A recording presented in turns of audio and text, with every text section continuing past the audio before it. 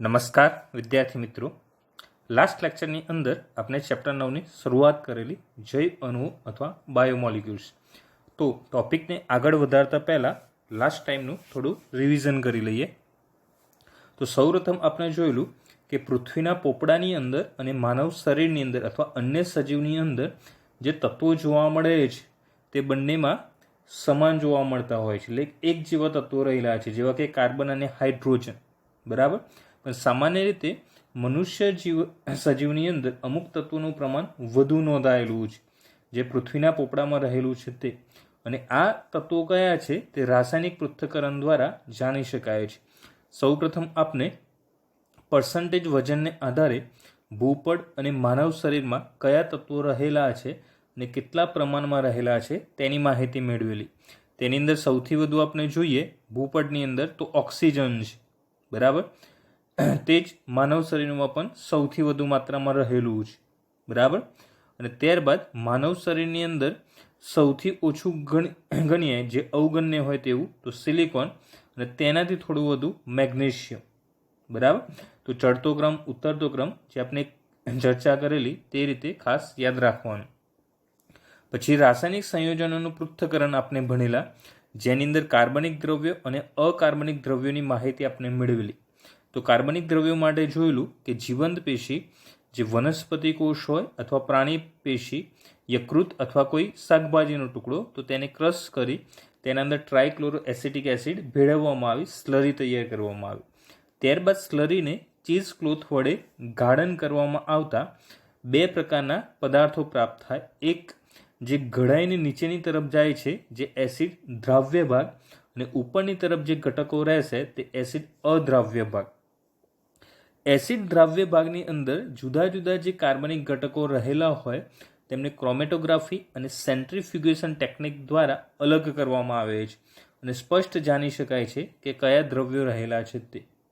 ત્યારબાદ વાત કરેલી કે આ તો થઈ કાર્બનિક દ્રવ્યોની વાત, અને આપણા શરીરમાં જે કાર્બનિક દ્રવ્યો રહેલા હોય તેને જ આપણે શું કહેતા જૈવિક અણુઓ તરીકે ઓળખીએ છીએ. પણ આ સિવાય અકાર્બનિક તત્વો પણ શરીરની અંદર રહેલા હોય છે કે જેની ચકાસણી માટે આપણે જીવંત પેશી પાંદડા તરીકે લીધેલી. સૌપ્રથમ તેનું વજન કરેલું, પાંદડા જ્યારે લીલા હોય ત્યારે, પછી સુકાઈ જાય ત્યારે એનું વજન કરેલું ડ્રાય વેટ. પછી એને જે છે ખૂબ જ ઊંચા તાપમાને ગરમ કરવામાં આવે, જેના કારણે એનો સંપૂર્ણ ભૂકો થઈ રાખનું નિર્માણ થાય, અને એ રાખ અથવા એસ જેને કહીએ છીએ એનું જ્યારે પૃથ્થકરણ કરવામાં આવે તો તેની અંદરથી કેલ્શિયમ, મેગ્નેશિયમ, પોટેશિયમ જેવા દ્રવ્યો નોંધાતા જોવા મળે છે. અકાર્બનિક રસાયણો જે હોય એ મોટા ભાગે સલ્ફેટ હોય, ફોસ્ફેટ હોય, સોડિયમ, પોટેશિયમ એ પ્રકારે જોવા મળતા હોય. હવે તેની અંદર રાસાયણિક દ્રષ્ટિકોણથી વાત કરીએ તો આપણે કહી શકીએ કે ચોક્કસ ક્રિયાશીલ સમૂહ હાજર હોય, જેવા કે આલ્ડીહાઇડ છે, કીટોન છે, એરોમેટિક સંયોજનો. પરંતુ જીવવિજ્ઞાનની દ્રષ્ટિથી વાત કરીએ તો amino acid, fatty acid, nucleotide જેવા બંધારણીય ઘટકો જોવા મળે. અને ત્યારબાદ પછી આપણે બીજી માહિતી જોયેલી, દરેકના મૂળભૂત એકમ. કાર્બોદિત હોય તો શું થાય? ગ્લુકોઝ. પ્રોટીન હોય તો એમિનો એસિડ. લિપિડ હોય તો ફેટી એસિડ અને ગ્લિસરોલ. અને ન્યુક્લિક એસિડ હોય તો ન્યુક્લિયોસ, આ નાઇટ્રોજન બેઝ. બરાબર. એટલી જાણકારી આપણે જોયેલી. પછી એમિનો એસિડની ચર્ચા કરેલી કે એમિનો એસિડની અંદર આલ્ફા કાર્બન હાજર હોય, જેની એક તરફ કાર્બોક્સિલ ગ્રુપ હોય, બીજી તરફ એમિનો ગ્રુપ હાજર હોય. ઉપરની તરફ હાઇડ્રોજન આયન અને એક બાકીના કાર્બન પર આર ક્રિયાશીલ સમૂહ હાજર હોય. આવા કાર્બનને કહેવાય આલ્ફા કાર્બન. તો એના આધારે એમિનો એસિડને કહેવાય છે આલ્ફા એમિનો એસિડ. મોટા ભાગે દરેક એમિનો એસિડનો આધાર આર ક્રિયાશીલ ઉપર રહેલો છે, કારણ કે દરેક એમિનો એસિડમાં જે બાકીના 3 ભાગ છે એ સમાન હોય છે. આરની અંદર ચેન્જ થાય તો પ્રકાર પણ બદલાય, ગુણધર્મો પણ બદલાય. જેમ આપણે જોયેલું કે 20 એમિનો એસિડનું નિર્માણ થાય છે. એની અંદર આપણે વાત કરેલી અલગ અલગ પ્રકારના જ્યારે ચેન્જ થતા હોય, દાખલા તરીકે માત્ર હાઇડ્રોજન ગ્રુપ જોડાતું હોય, બરાબર, ત્યારે કયો એમિનો એસિડ બને? ગ્લાયસિનનું નિર્માણ થાય.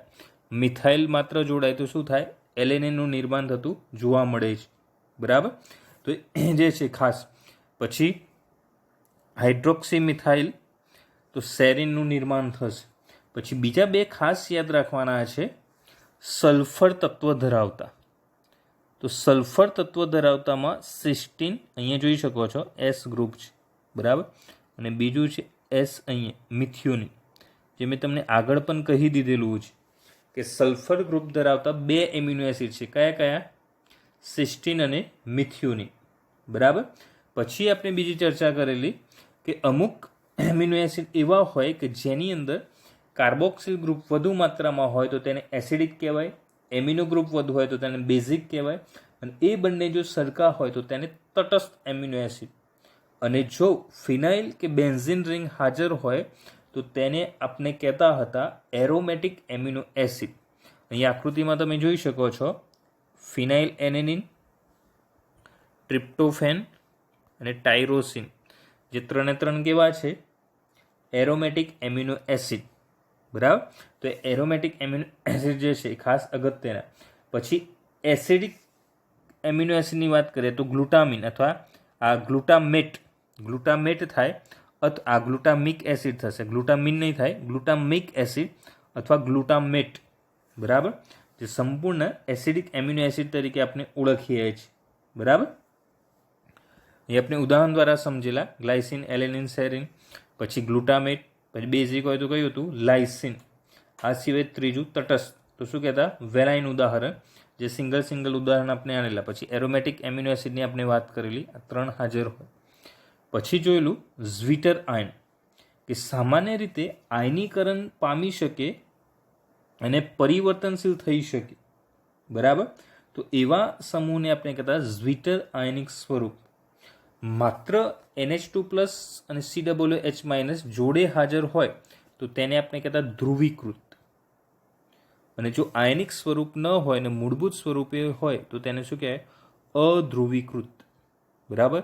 એક કાર્બોક્સિલ સમૂહ હોય, એક એમિનો અને આર ક્રિયાશીલ સમૂહ, બાકીનો H સમૂહ જોવા મળશે. તો અહીંયા સુધી આપણે ચર્ચા કરેલી લાસ્ટ લેક્ચરની અંદર. તો હવે એમિનો એસિડનો જે ટોપિક જે છે એને થોડો આગળ વધારીએ. થોડી બીજી માહિતી જોવાની છે આપણે એમિનો એસિડ વિશે. તો અહીંયા એમિનો એસિડનું વર્ગીકરણ આપેલું છે, બરાબર. હવે આ જે માહિતી જે છે એ ફેક્ટ બેઝ છે, એટલે એના અંદર સમજૂતી ખાસ નથી. આપણે ફક્ત એક્ઝામ્પલ કયા કયા આવશે એ યાદ રાખવાના છે. નીચની અંદર કોઈ વખત મદદરૂપ થઈ શકે, બરાબર. ડાયરેક્ટ પ્રકાર પૂછ્યો હોય અને એની અંદર કયા કયા ઉદાહરણ આવે તે. તો અધ્રુવીય આર જૂથ, હવે યાદ કરો અધ્રુવીય એટલે શું થશે? કંઈ પણ પ્રકારનું આયનીકરણ થયેલું હશે નહીં. અધ્રુવીકૃત થયું તો અધ્રુવીય અથવા અધ્રુવીકૃત, તો કોઈ પણ પ્રકારનું આયનીકરણ ન થયેલું હોય તેવા જૂથ. તો એના અંદર ઉદાહરણ આવશે એલેનિન છે, ફિનાઇલ એલેનિન, લ્યુસિન, આઇસોલ્યુશન, વેલાઇન, મિથ્યુનિન, ટ્રિપ્ટોફેન, પ્રોલિન, બરાબર. આ ઉદાહરણ જે છે શેની અંદર આવશે? અધ્રુવીય આર જૂથ, બરાબર. પછી છે ધ્રુવીય અને વીજભાર વિહીન. હવે ધ્રુવીય અને વીજભાર વિહીનનો અર્થ એવો થાય તટસ્થ પ્રકારના, કારણ કે NH2+ પણ હોય, COO- પણ હોય, કારણ કે ધ્રુવીય એટલે આયનીકરણ થયેલું હશે, પણ બંને પ્લસ અને માઇનસ હાજર હોય એટલે એ તટસ્થ કહેવાય, બરાબર. અથવા આ પ્રકારનો જે ગુણધર્મો હોય તેને ઉભય ગુણધર્મી પણ કહેવાય છે. પ્લસ અને માઇનસ બંને હાજર હોય તો શું કહેવાય છે? ઉભય ગુણધર્મી પણ કહેવાય છે. તો ઉદાહરણ કયા કયા છે? એસ્પર્જિન, સિસ્ટીન, સેરિન, ગ્લુટેમિન, ગ્લાયસિન, થ્રિયોનિન, ટાયરોસિન, બરાબર. તો આ ઉદાહરણ છે ધ્રુવીય અને વીજભાર વિહીન અથવા તટસ્થ એમિનો એસિડ પણ તેને કહી શકાય, બરાબર. પછી છે ધ્રુવીય અને ઋણ વીજભાર. હવે ધ્રુવીય અને ઋણ વીજભાર, હવે યાદ કરો ઋણ વીજભાર કયા સ્ટ્રક્ચર ઉપર હોય? COO- ઉપર હાજર હોય, બરાબર. ધ્રુવીય ખરા, પણ મેક્ઝિમમ પાછું કયું ગ્રુપ હાજર હોય? COO-. હવે યાદ કરો કાર્બોક્સિલ ગ્રુપ વધુ હાજર હોય તો એ એસિડિક થશે, બરાબર. કાર્બોક્સિલ ગ્રુપ જ્યારે વધુ હાજર હોય તો શું થાય? એસિડિક. તો એક ઉદાહરણ આપણે ભણી ગયેલા ગ્લુટામિક એસિડ. તો બીજું યાદ રાખીશું એસ્પાર્ટિક એસિડ, જે ધ્રુવીય અને ઋણ વીજભાર ધરાવતા અથવા તેને એસિડિક એમિનો એસિડ પણ કહેવાય. તો એસ્પાર્ટિક એસિડ અને બીજું ગ્લુટામિક એસિડ અથવા ગ્લુટામેટ પણ કહેવાય, બરાબર. ધ્રુવીય અને ધન વીજભારયુક્ત અહીંયા થશે મોટા ભાગે ધન વીજભારયુક્ત એટલે NH3+ ગ્રુપ જોવા મળે. તો ધ્રુવીય છે એટલે બે પ્રમાણસર તો હતા જ, પાછું વધારાનું NH3+ એટલે ધન વીજભારયુક્ત થયો. તો બીજા અર્થમાં આપણે કયું કહી શકીએ? એમિનો ગ્રુપ વધારે હોય તો બેઝિક, કારણ કે એમિનોનો ગુણધર્મ જ છે બેઝ એટલે બેઝિક. તો બેઝિક એમિનો એસિડ પણ તેને કહી શકાય. Arginine, હિસ્ટિડિન, lysine. આગળ આપણે લાઇસિન ઉદાહરણ ભણેલ. એ 3 ઉદાહરણ હિસ્ટિડિન, આર્જિનિન, લાઇસિન. હું હિસ્ટિડિન, આર્જિનિન, લાઇસિન એટલા માટે કહું છું કે તમે HAL હાલ શબ્દ પરથી આ 3 ઉદાહરણ યાદ રાખી શકો. હિસ્ટિડિન, આર્જિનિન, લાઇસિન. બરાબર, હાલ હિસ્ટિડિન, આર્જિનિન, લાઇસિન. એસિડવાળા ડાયરેક્ટ એના પાછળના નામ પરથી જ ખબર પડી જાય સીધા. Aspartic acid, glutamic acid. તો આ 2 યાદ હોય અને ત્રીજા જે છે ધ્રુવીય અને વીજભારવિહીન તટસ્થ યાદ કરવાના. આ 3 આપણે યાદ રાખવાના. ચોથું ઓપ્શનના આધારે આપણે વિચારવાનું. આ 3માંથી ના હોય તો કયું હશે? અધ્રુવીય આર જૂથ. બરાબર, એના બધા જે છે યાદ કરવાની જરૂર નથી. આ 3ના કમ્પ્લીટ યાદ કરી લેવાના. એમાં 2 એકદમ સરળતાથી યાદ રહી જશે. આ થોડા ઉદાહરણ વધુ છે એટલે થોડી વાર લાગશે, પણ પછી વારંવાર જોશો એટલે યાદ રહી જશે. 3 યાદ રાખવાના. આ એના સિવાય પૂછાય તો કયું હશે? હંમેશા અધ્રુવીય આર જૂથ. બરાબર, તો એ રીતે આખો ચાર્ટ જે છે આપણે યાદ રાખવાનો હોય છે. પછી તે રીતે એમિનો એસિડનું વર્ગીકરણ આપ્યું છે આર સમૂહના આધારે. હવે આ જે વર્ગીકરણ જે છે એ બાયોલોજી કરતાં કેમિસ્ટ્રીની દ્રષ્ટિએ વધુ અગત્યનું છે. કેમિસ્ટ્રીની અંદર વધુ મદદરૂપ થશે. જે તમારે બંધારણ યાદ રાખવાના હશે તો એની અંદર આ પ્રકારનું એમિનો એસિડનું વર્ગીકરણ વધુ મદદરૂપ થશે. તો ફક્ત અહીંયા આપણે ક્રિયાશીલ સમૂહ કયો હાજર હોય અને એના ઉદાહરણની ચર્ચા કરીશું. તો સાદા એમિનો એસિડ કે જેની અંદર કોઈ ક્રિયાશીલ સમૂહ ધરાવતા ન જોવા મળતા હોય તો ગ્લાયસિન, લ્યુસિન અને વેલાઇન. કયા કયા? ગ્લાયસિન, લ્યુસિન અને વેલાઇન. ગ્લાયસિન સૌથી સરળ હોય. પછી છે હાઇડ્રોક્સી એમિનો એસિડ. એટલે શું હાજર હશે? હાઇડ્રોક્સિલ ગ્રુપ અથવા આલ્કોહોલ સમૂહ હાજર હશે. તો ઉદાહરણ થ્રિયોનિન, સેરિન.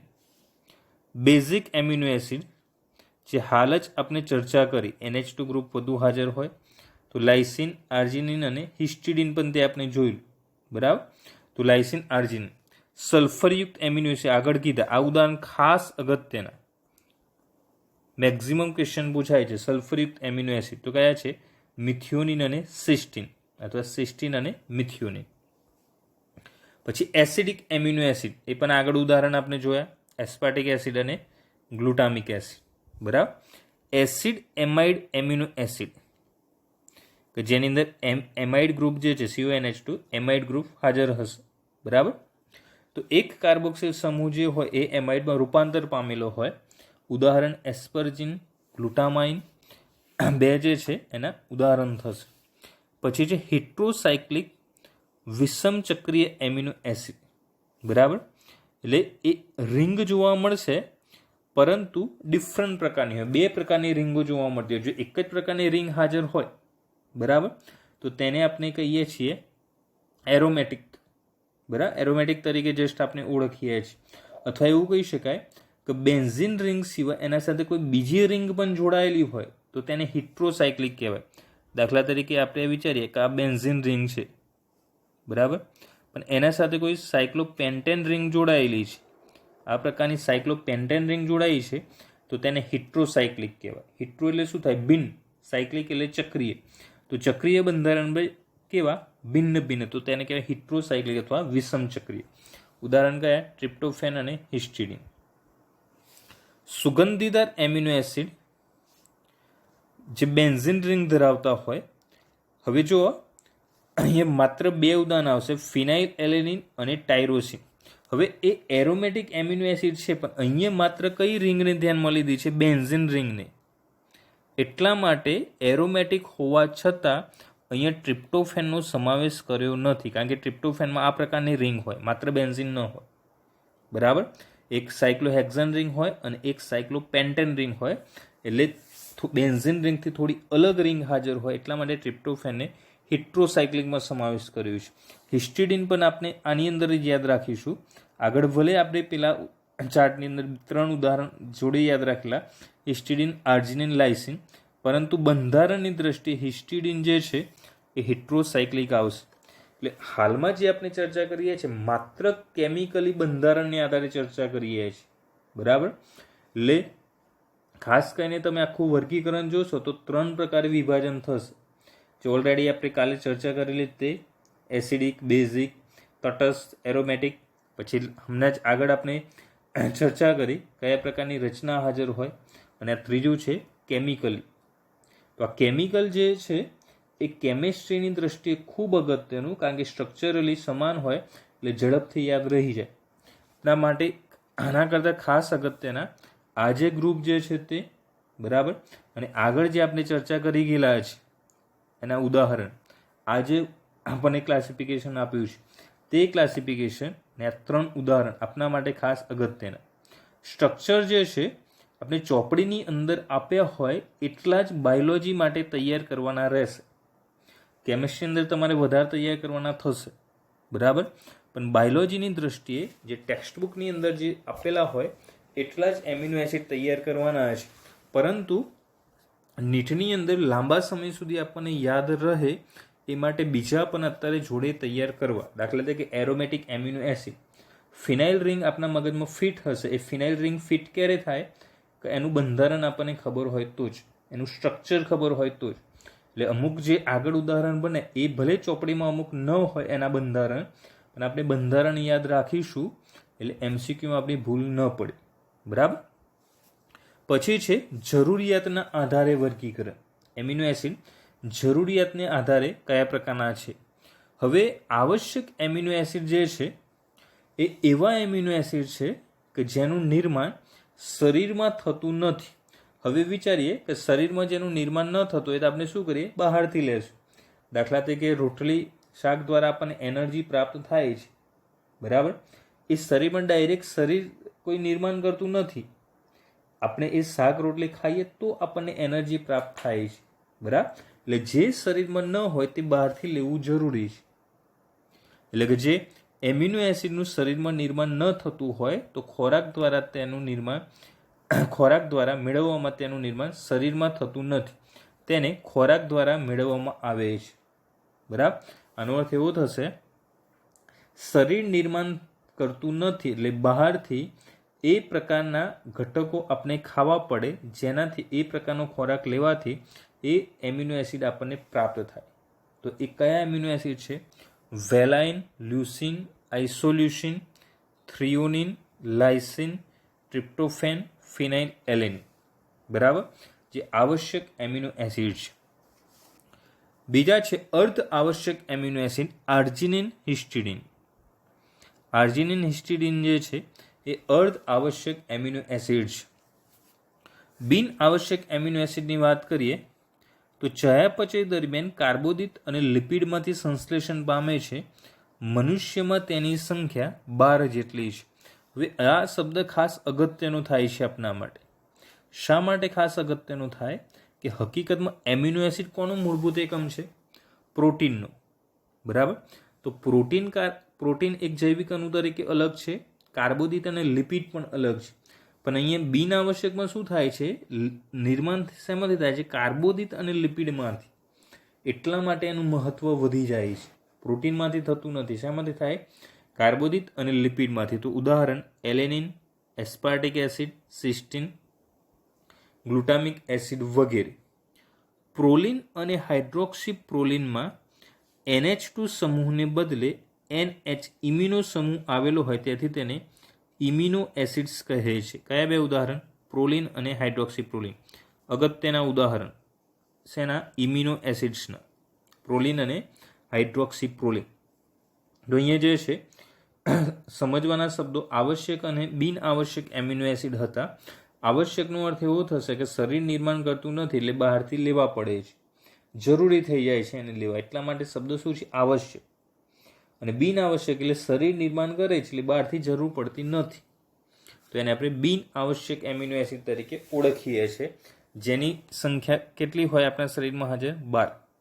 હવે આના પરથી એક બીજો શબ્દ તમને કહું, વિટામિન્સ.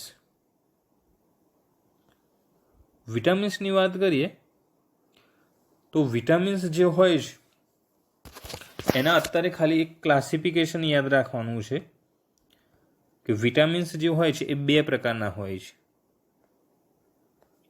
વિટામિન્સ જે છે એ બે પ્રકારના હોય છે અને આનું બીજું પ્રોનાઉન્સિએશન વાઇટામિન્સ પણ થાય છે. ઘણી બધી જગ્યાએ વાઇટામિન્સ શબ્દ યુઝ થતો હોય છે. આ વાઇટામિન્સ શબ્દ વાઇટલ પરથી આવેલો છે. વાઇટામિન્સ અથવા વિટામિન્સ શબ્દ જે છે શેના પરથી આવેલો છે? વાઇટલ પરથી. વાઇટલનો અર્થ એવો થાય અત્યંત મહત્વનું, કે એ જોઈએ જેના વગર ન ચાલે એવી જે રચના હોય તેને વાઇટલ કહેવાય. જેમ કે આપણા શરીરની અંદર જોવા મળતા હૃદય છે, મગજ છે, યકૃત છે, મૂત્રપિંડ છે, એ બધાને વાઇટલ ઓર્ગન્સ કહેવાય છે. કયા કયા? હૃદય છે, મગજ, મૂત્રપિંડ છે, બરાબર, યકૃત, આ સિવાય ફેફસા પણ આવે. તો એ વાઇટલ. કેમ એ વાઇટલ કહેવાય છે? કારણ કે વિચારો, હૃદય છે, મગજ, યકૃત, મૂત્રપિંડ, ફેફસા, એ પાંચમાંથી જો કોઈ પણ એક ફેલ થઈ જાય તો મનુષ્યનું મૃત્યુ નક્કી છે. બરાબર? હૃદય બંધ થઈ જાય, મગજ કાર્ય કરતું અટકી જાય છે. બરાબર? કારણ કે પછી કોઈ ક્રિયાઓ જ ન થાય. મગજ બંધ થાય એટલે આપણે કહીએ કે કોમામાં વ્યક્તિ જીવી શકે, પણ કોષો જ્યારે ડેડ થઈ જાય, તો કોઈ પ્રકારની સંવેદના ન થતી હોય અથવા રુધિર પુરવઠો કાર્ય કરવા માટે સંદેશાઓ જ ના આપે, ત્યારે મૃત્યુ પણ થઈ શકે છે. બરાબર?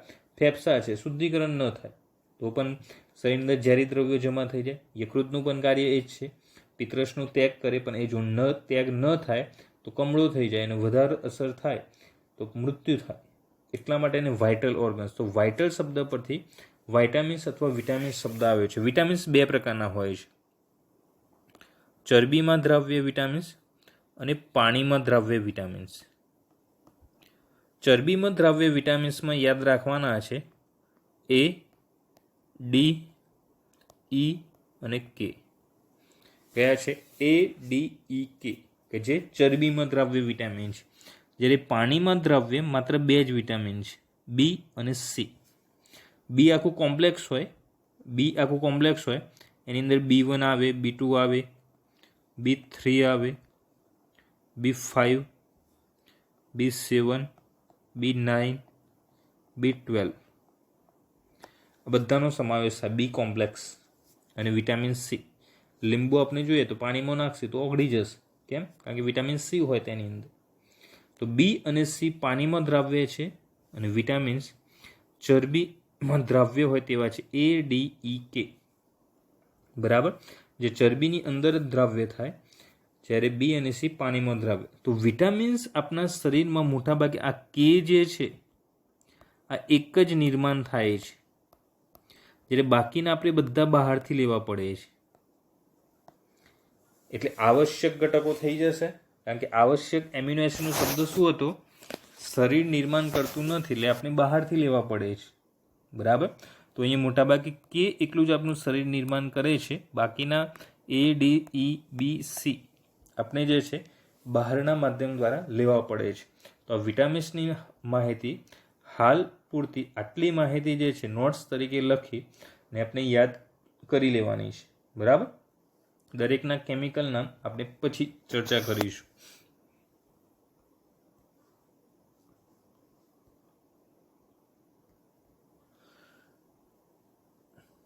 ત્યારબાદ હવે જોઈએ પ્રોટીન.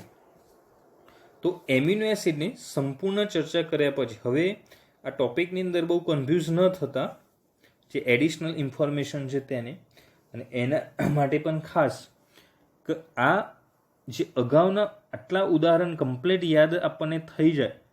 બરાબર? આ જે છે આ 3 ઉદાહરણ અને અહીંયા જે દર્શાવેલા છે સ્ક્રીન પર તેટલા ઉદાહરણ એ કમ્પ્લીટ યાદ હોય પછી બીજા સ્ટુડન્ટે જે છે આ એડિશનલ ઇન્ફોર્મેશન ઉપર જવાનું. બાકી ડાયરેક્ટ એડિશનલ ઇન્ફોર્મેશન પર જવાનું નથી. જે નીટની પ્રિપરેશન વ્યવસ્થિત કરતા હોય તેમને જવાનું, પણ નીટ માટે પણ પહેલાં ખાસ અગાઉના example complete A to Z આપણા માઇન્ડમાં ફિટ થઈ જાય પછી જ એના પર જવાનું છે. બરાબર? બધા એક સાથે તૈયાર કરવાના નથી, એ ખાસ યાદ રાખવાનું. કારણ કે આવી ઘણી બધી માહિતી આવશે તો આપણા માટે કેટલી જરૂરી છે એ પણ આપણે ખાસ અગત્યનું થઈ જશે. એટલે અગાઉની પહેલાં પછી આ માહિતી પર જવાનું છે. બરાબર. ત્યારબાદ હવે વાત કરીએ પ્રોટીન. હવે લાસ્ટ લેક્ચરમાં આપણે કીધેલું કે પ્રોટીનનો મૂળભૂત એકમ કયો છે? એમિનો એસિડ, જે હમણાં જ આપણે આગળ ખૂબ જ ડિટેલમાં ચર્ચા કરી એના જુદા જુદા પ્રકાર સાથે. તો હવે એનાથી આપણે ઉલટું પણ કહી શકીએ કે ઘણા બધા એમિનો એસિડ જોડાઈને શું બનાવે? પ્રોટીન.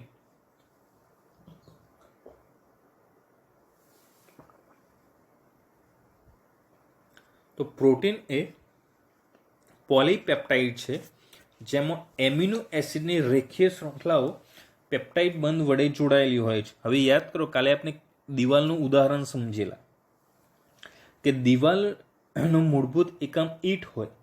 બરાબર. દિવાલ ઈંટની બનેલી છે, પણ એને આપણે બીજા વાક્યમાં એવું કહી શકીએ કે ઈંટો ભેગા થઈને દિવાલ બનાવે છે. તો અહીંયા પ્રોટીનનો મૂળભૂત એકમ એમિનો એસિડ છે, તો આપણે બીજા અર્થમાં એવું કહી શકીએ એમિનો એસિડના ઘણા બધા અણુઓ જોડાઈને પ્રોટીન બનાવે છે. પ્રોટીનનું ગુજરાતી શું હતું? નત્રલ. બરાબર. પ્રોટીનને આપણે શું કહેતા?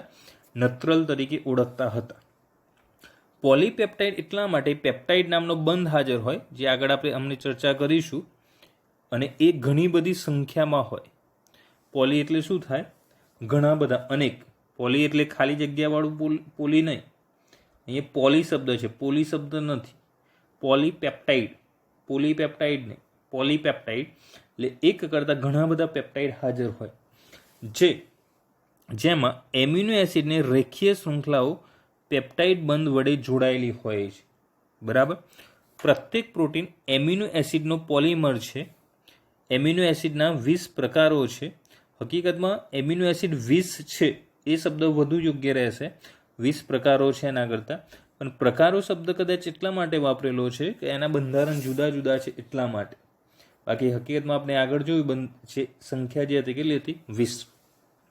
જેવા કે alanine, cysteine, Proline, tryptophan, lysine વગેરે. પ્રોટીન એ જુદા જુદા એમિનો એસિડની બનેલી વિષમ પોલિમર છે. હવે વિષમનો અર્થ શું થાય? જુદું જુદું. સમ એટલે સમાન આપણે કહીએ છીએ. સમ પોલિમર હોય તો શું કહેવાય? એક જ અણુનું બનેલા. દાખલા તરીકે દિવાલ હોય તો એ ઈંટોની બનેલી હોય છે, એટલે કે ઈંટને આપણે એક મોનોમર તરીકે લઈએ તો ઘણી બધી ઈંટો ભેગી થાય તો એને સમપોલિમર કહેવાય. ઘણા બધા એક જેવા અણુઓ ભેગા થાય તો શું થાય? સમપોલિમર. પણ અહીંયા શું છે? પ્રોટીન જુદા જુદા એમિનો એસિડનો બનેલો વિષમ પોલિમર છે. એટલે એમિનો એસિડ જુદા જુદા હશે, એમનું આર ગ્રુપ જુદું જુદું હશે. અહીંયા સમપોલિમરની વ્યાખ્યા આપેલી છે કે સમપોલિમરમાં ફક્ત એક જ પ્રકારના મોનોમરનું n વખત પુનરાવર્તન થાય છે. એટલે એક જેવા અણુઓ જ ઘણા વખત જોડાતા હોય, પણ વિષમ પોલિમરમાં શું હોય? જુદા જુદા એકમો જોડાતા હોય. એમિનો એસિડ ખોરાકમાંથી પ્રાપ્ત થાય છે. શરીરની જરૂરિયાતને આધારે તેના 2 પ્રકાર છે: બિન આવશ્યક એમિનો એસિડ અને આવશ્યક એમિનો એસિડ.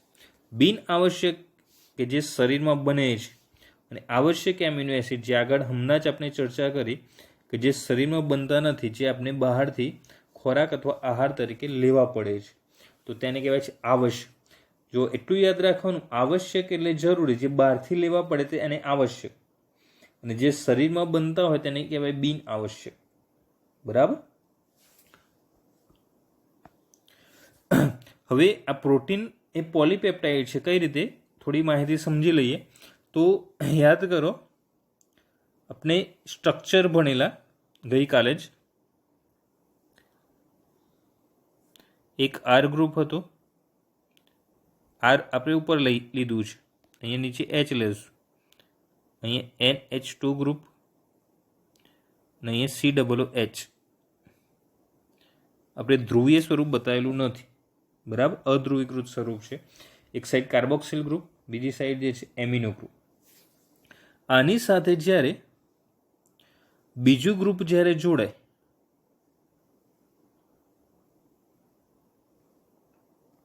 અહીંયા R1 નામ આપીએ, અહીંયા R2.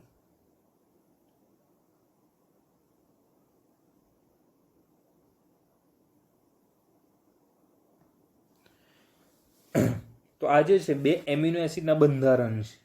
બરાબર. હવે આવા આપણે અનેક અણુઓ જે છે, દાખલા તરીકે આને નામ આપીએ એક્સ એમિનો એસિડ અને વાય એમિનો એસિડ. એક્સના આવા ઘણા બધા અણુઓ આપણે જોડતા જશું તો આ છેડે NH2 ગ્રુપ આવવાનું, અહીંયા ગમે તેટલા આપણે છેડા જોશું પણ આ સાઈડ કયું ગ્રુપ આવવાનું? NH2 ગ્રુપ આવશે. વાય પછી આપણે આ સાઈડ ઘણા બધા અણુઓ જોડતા જઈએ છીએ એમિનો એસિડ, પણ છેડે કયું ગ્રુપ આવવાનું? COOH. તો દરેકના વચ્ચે કયું ગ્રુપ જોડાશે? COOH અને NH2 ગ્રુપ જોડાશે. હવે જ્યારે આ જોડાય ત્યારે H2O દૂર થાય. H2O શું થાય? દૂર થવાની ઘટના થાય. તો H2O જે છે, પાણીનો અણુ જે છે, દૂર થવાની ઘટના થાય છે. બરાબર. તો COOH અને NH2 એમાંથી H2Oનો અણુઓ જે છે દૂર થશે. તો આપણે વિચારી લઈએ, અહીં દર્શાવવા માટે આપણે કાઢી લઈએ, આ H2 કાઢી લઈએ અને આમાંથી એક O કાઢી લઈએ. તો બાકી શું વધશે? CONH વધે. તો બાકી શું વધ્યું? CONH. અથવા આપણે એક H આમાંથી કાઢીએ અને એક H આમાંથી કાઢીશું, એટલે આ H અહીંયાથી સંપૂર્ણ દૂર થઈ જાય અને અહીંયા એક H વધ્યો હશે, પણ જોડાણ વખતે તો શું થવાનું? CONH થઈ જશે. બરાબર. અહીંયાથી એક H આપણે કાઢી દઈએ. પહેલાં 3 H છે, એક H અહીંયાથી કાઢીશું, એક H અહીંયા, તો અહીંયા એક H વધ્યો હોય તો આ સાઈડ CO અને આ સાઈડ NH, એટલે ગ્રુપ કયું થાય? CONH. તો રાસાયણિક રીતે આ કયો બંધ થયો? એમાઇડ બંધ થયો. બરાબર. કયો બંધ કહેવાય? એમાઇડ. આ બંધને આપણે ઓળખીશું એમાઇડ બંધ તરીકે.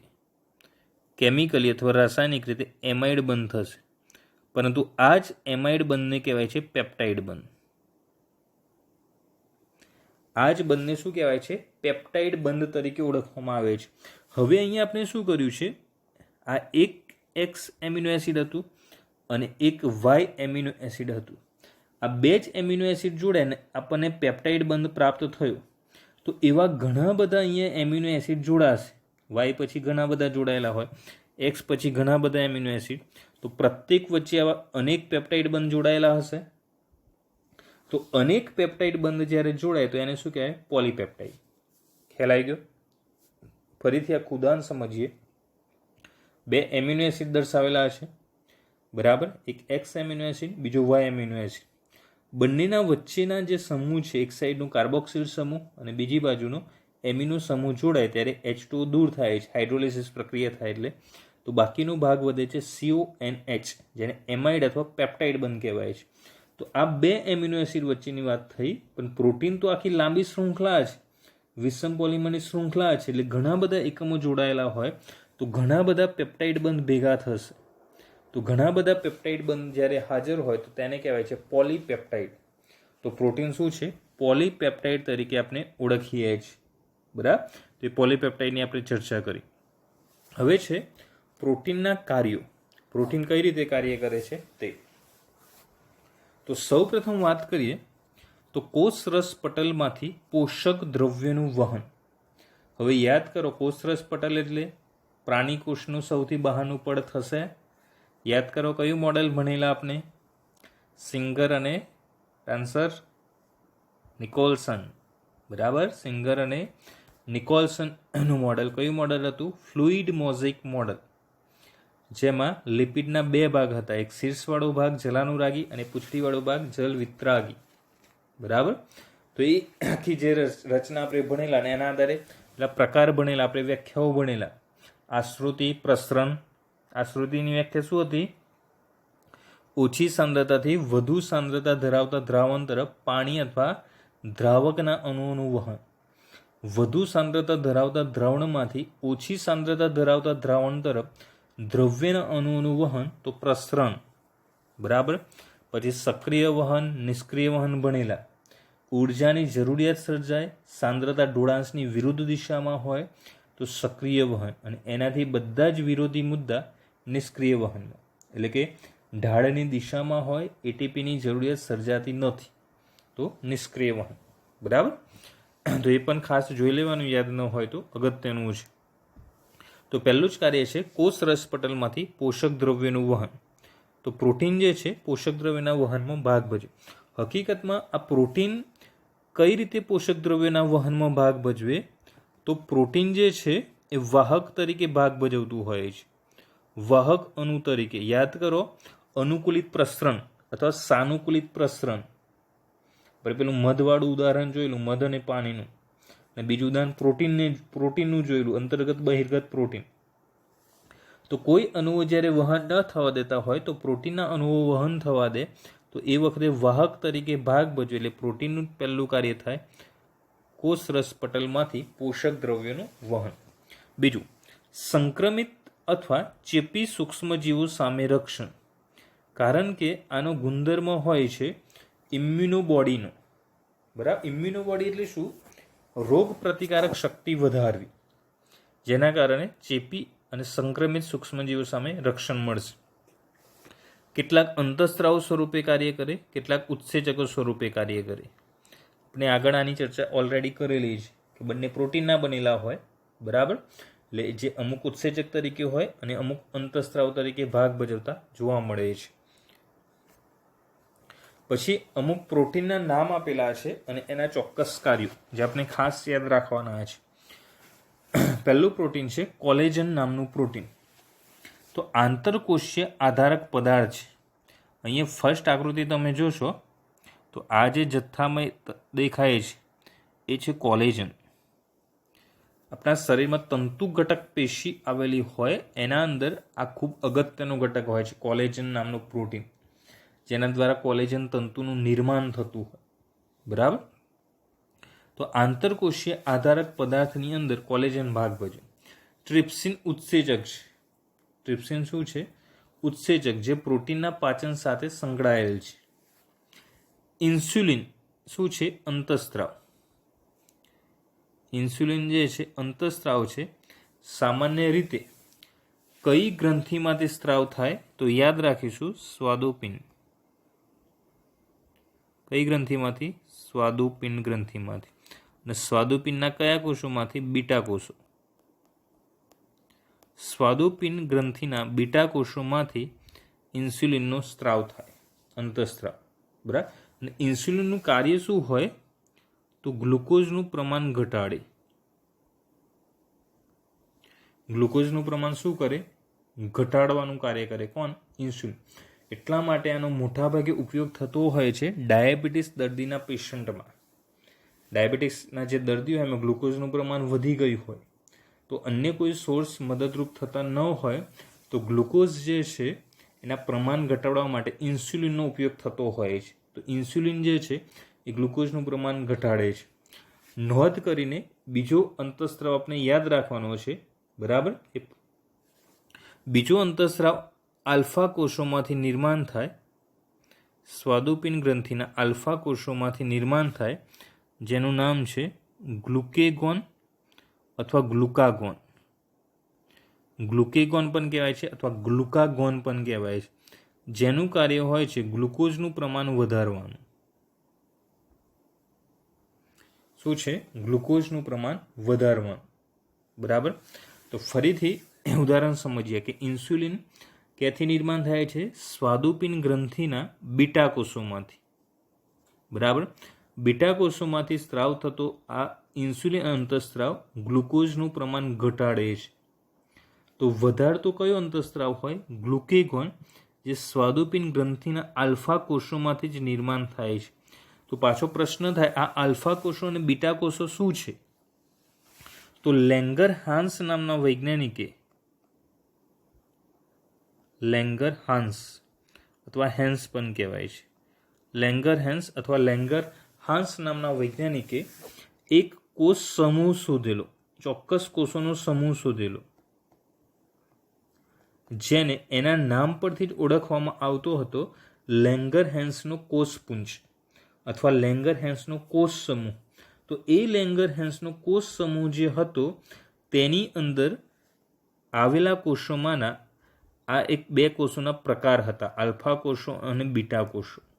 તો આલ્ફા કોષો અને બીટા કોષો ક્યાં આવેલા હોય? લેંગર હાન્સના કોષપુંજમાં, જે સ્વાદુપિંડ ગ્રંથિની અંદર આવેલા કોષો છે.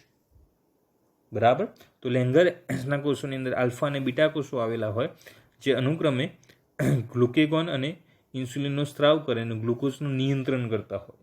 બરાબર. આ ગ્લુકેગોન વધારે છે તો ઇન્સ્યુલિન શું કરે? ઘટાડવાનું કાર્ય કરે છે. હવે તમે સામાન્ય રીતે વિચારો તો ડાયાબિટીક પેશન્ટ જે હોય છે એની અંદર દરેક ઇન્સ્યુલિન લઈ શકે એવા કેપેબલ હોતા નથી, કારણ કે ઇન્સ્યુલિનના ઇન્જેક્શન ખૂબ જ મોંઘા આવે છે. તો એ લોકો એક્સરસાઇઝ અથવા વોકિંગ વધારે પસંદ કરે છે. તો વિચારો એ વોકિંગ કેમ પસંદ કરતા હશે? વોકિંગથી ઇન્સ્યુલિનની અંદર અથવા ઇન્સ્યુલિનના પ્રમાણમાં કે ડાયાબિટીકની અંદર શું ફાયદો થાય? જે ડાયાબિટીક પેશન્ટ જે હોય ઇન્સ્યુલિનના ઇન્જેક્શન ખૂબ જ મોંઘા હોય છે, એટલે દરેક વ્યક્તિ એફોર્ડ કરી શકતી નથી, એમાં મિડલ ક્લાસના ખાસ. તો આપણે ચાલવાનું અથવા જે ડાયાબિટીક પેશન્ટ હોય ચાલવાનું વધુ પસંદ કરે છે. તેવું શા માટે? તો એનું કારણ સમજાવું. હવે તમે વિચારો, જ્યારે તમે કોઈ કાર્ય કરો છો, બરાબર, તો ઉર્જા પ્રાપ્ત થાય.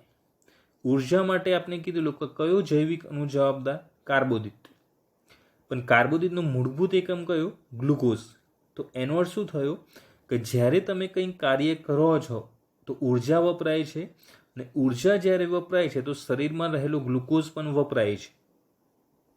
તો હવે જે પણ વોકિંગનું કાર્ય થશે અથવા એક્સરસાઇઝ વધુ માત્રામાં કરવામાં આવશે તો એનર્જીની જરૂર પડશે, અને એનર્જીની જરૂર પડશે તો ગ્લુકોઝ વપરાશે. તો હવે જે ડાયાબિટીક પેશન્ટ હોય એના અંદર તો ઓલરેડી ગ્લુકોઝનું પ્રમાણ વધારે હોય, તો એક્સરસાઇઝ વધુ કરશે તો જે વધારાનું ગ્લુકોઝ જે છે એ પહેલાં વપરાશે, તો પછી ગ્લુકોઝનું પ્રમાણ કેવું થાય? બેલેન્સ જળવાઈ રહે. એટલા માટે એવા લોકોની અંદર ઇન્સ્યુલિનના ઇન્જેક્શનની જરૂર ન પડે. બરાબર. પણ એ શ્રમ થોડો જે છે, વોકિંગ થોડું વધારે કરવું પડે તો જે સુગર લેવલ હોય એ મેન્ટેન રહે. એનાથી ડાયાબિટીસ દૂર થઈ જતું નથી, આ ખાસ અગત્યનું. પરંતુ જે લેવલ હોય એ નોર્મલ રહે, એટલે એના કારણે કોઈ નુકસાન થતું નથી. તો વોકિંગ કરવામાં આવે અથવા એક્સરસાઇઝ કરવામાં આવે ત્યારે ઉર્જા મુક્ત થાય અને એ ગ્લુકોઝ સ્વરૂપે મુક્ત થાય, એટલે ગ્લુકોઝ વપરાઈ જાય, એટલે ગ્લુકોઝનું પ્રમાણ ઘટે, જે ડાયાબિટીક પેશન્ટ માટે મદદરૂપ હોય.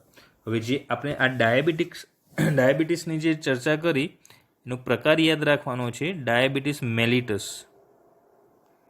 જે ગ્લુકોઝ સાથે જ સંકળાયેલી છે.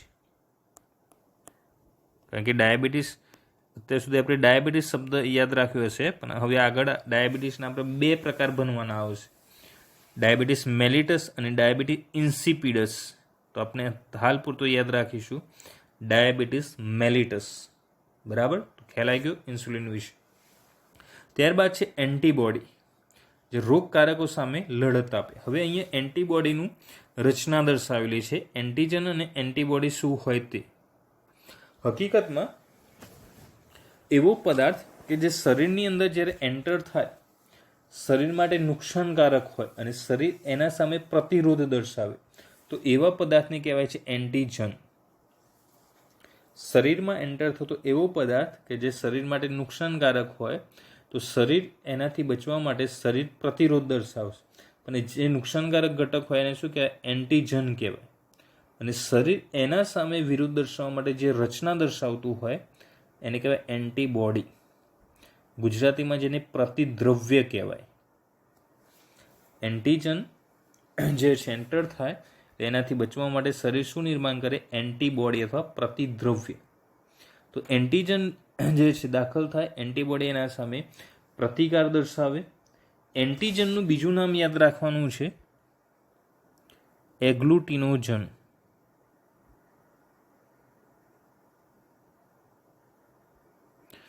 એન્ટીજનનું બીજું નામ શું છે? એગ્લુટિનોજન. એન્ટીબોડીનું બીજું નામ છે એગ્લુટિનિન. એન્ટીજનનું બીજું નામ શું હતું? એગ્લુટિનોજન. એન્ટીબોડીનું નામ છે એગ્લુટિનિન. હવે જ્યારે એન્ટીજન શરીરમાં એન્ટર થાય, શરીરમાં રહેલા એન્ટીબોડી એના સામે પ્રતિકાર દર્શાવે. અહીંયા એન્ટીબોડી પ્રતિકાર કેમ દર્શાવે? કારણ કે પ્રોટીનના બનેલા હોય, અને પ્રોટીનનો ગુણધર્મ છે પ્રતિકારકતા દર્શાવવાનો. બરાબર. તો એ પ્રતિકારકતા દર્શાવશે. તો એગ્લુટિનોજન જ્યારે શરીરની અંદર પ્રવેશે, એગ્લુટિનિન એના સામે પ્રતિકાર દર્શાવે. તો આ પ્રકારની જે ક્રિયાવિધિ જે હોય છે અથવા જે પ્રક્રિયા થાય એને કહેવાય છે એગ્લુટિનેશન. શું કહેવાય છે? એગ્લુટિનેશન તરીકે તેને ઓળખવામાં આવે છે. તો એગ્લુટિનોજન, એગ્લુટિનિન અને એની રિએક્શન પ્રક્રિયા કહેવાય છે એગ્લુટિનેશન. ખ્યાલ આવી ગયો?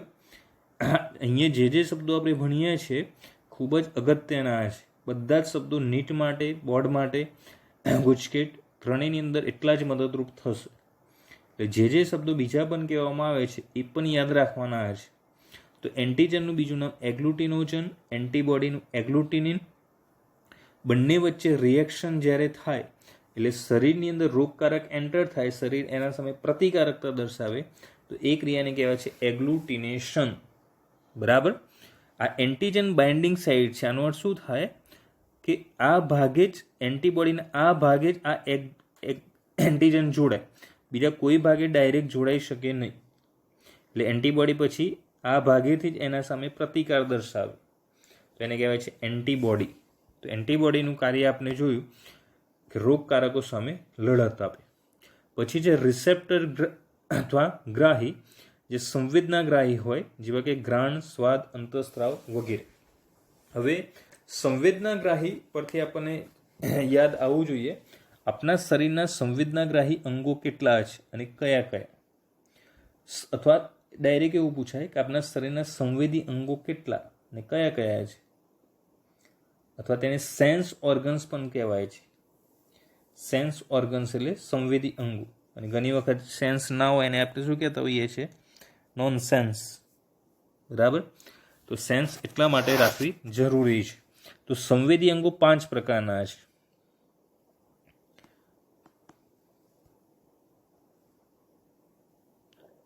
આંખ છે, કાન, નાક, જીભ, ત્વચા. આ 5 આપણા શરીરના સંવેદી અંગો છે. કયા કયા? આંખ, કાન, નાક, જીભ, ત્વચા, જેને 5 સેન્સ કહેવાય છે. અમુકની અંદર 6 સેન્સ હોય. 6 સેન્સ વિશે એવું કહેવાય છે કે એ વ્યક્તિને આગળની ઘટના શું થવાની છે એનો અંદાજ આવી જતો હોય. એ વિશેષ શક્તિ કહેવાય છે. અપવાદરૂપ લોકોમાં જોવા પણ મળે છે. એટલે 5 સેન્સ દરેકની અંદર હોય, પણ 6 સેન્સ જે હોય છે એ અપવાદરૂપ અમુક લોકોની અંદર જ હોય છે, જે ભવિષ્યની થોડી જાણકારી જાણતા હોય. બરાબર? છેલ્લે આપ્યું છે ગ્લુટ4. ગ્લુકોડનું કોષો, ગ્લુકોડ નહીં આવે, ગ્લુકોઝ, ગ્લુકોઝનું કોષોમાં વહન. હવે અહીંયા આકૃતિ આ ખાસ સમજવાની છે. અહીંયા 2 રચના જોડે દર્શાવેલી છે. એક દર્શાવેલી છે રિસેપ્ટર અને બીજી દર્શાવેલી છે ગ્લુટ4. હવે ગ્લુટ4 જે છે, આ જે રચના દર્શાવેલી છે, આ 2 રચના છે અને એના અંદર દાખલ થવા દે છે. તો આ જે આયનિક જે રચના હોય જેના દ્વારા ગ્લુકોઝના અણુ અંદર દાખલ થતા હોય, તો એ જ રચનાને કહેવાય છે ગ્લુટ4. બરાબર? જેનું ફૂલ ફોર્મ થાય glucose transporter 4. Glucose transporter 4 short ફોર્મમાં કહેવાય છે ગ્લુટ4, કે જે પ્રવેશવા માટેનો રસ્તો હોય એને. પછી રિસેપ્ટર. રિસેપ્ટરનો અર્થ એવો થાય ગ્રહણ કરનાર. રિસેપ્ટરનો અર્થ શું થાય? ગ્રહણ કરનાર.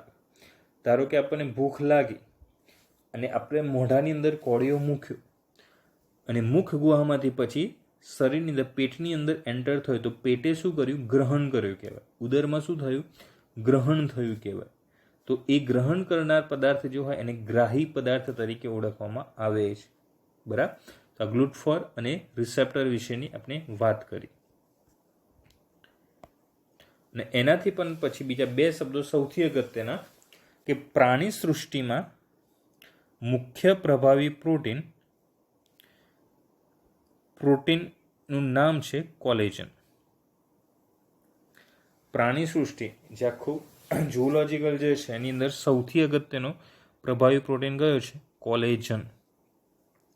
જ્યારે સમગ્ર જીવાવરણમાં, સમગ્ર જીવાવરણ એટલે શું? પ્રાણી સૃષ્ટિ પણ આવી ગઈ અને વનસ્પતિ પણ સૃષ્ટિ આવી ગઈ.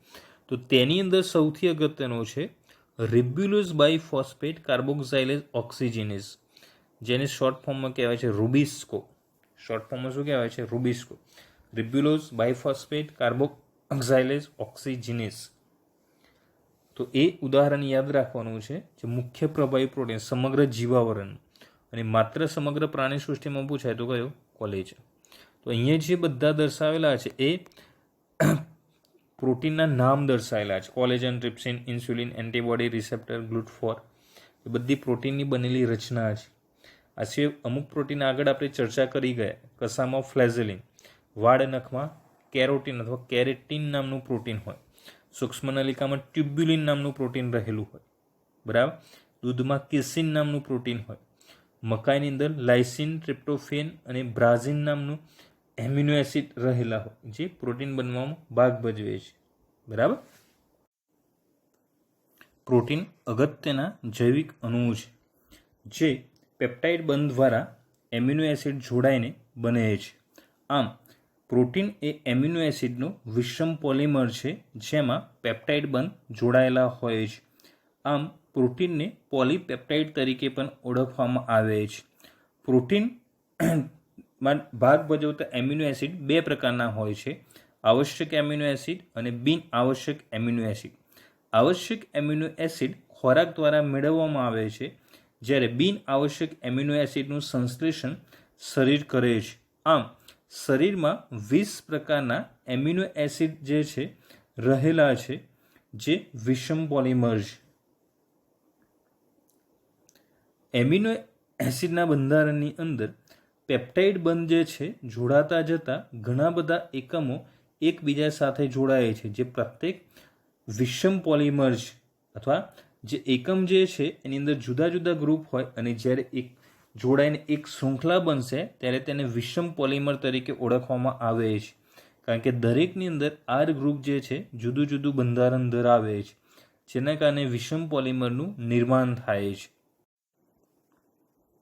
જુદા જુદા પ્રોટીનની વાત કરીએ તો તેમાં collagen, rubisco, trypsin, insulin, antibody receptor અથવા ગ્રાહી અને ગ્લુટફોર અથવા ગ્લુકોઝ ટ્રાન્સપોર્ટરનો સમાવેશ થાય છે. જેની અંદર સૌપ્રથમ કોલેજન તંતુ જે સ્નાયુ પેશીની અંદર રહેલા હોય અથવા તંતુ ઘટક પેશીની અંદર રહેલા જે હોય છે અને પેશીની મજબૂતાઈ જાળવી રાખવામાં અગત્યનો ભાગ ભજવે છે.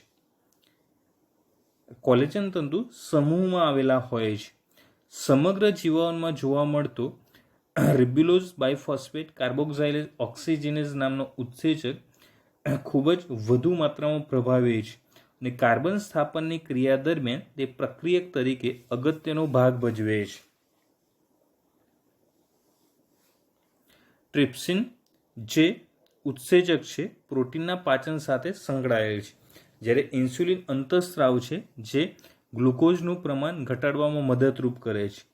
એન્ટીબોડી એન્ટીજન સામે પ્રતિકારકતા દર્શાવી શરીરને પ્રતિકારકતા પૂરી પાડે છે.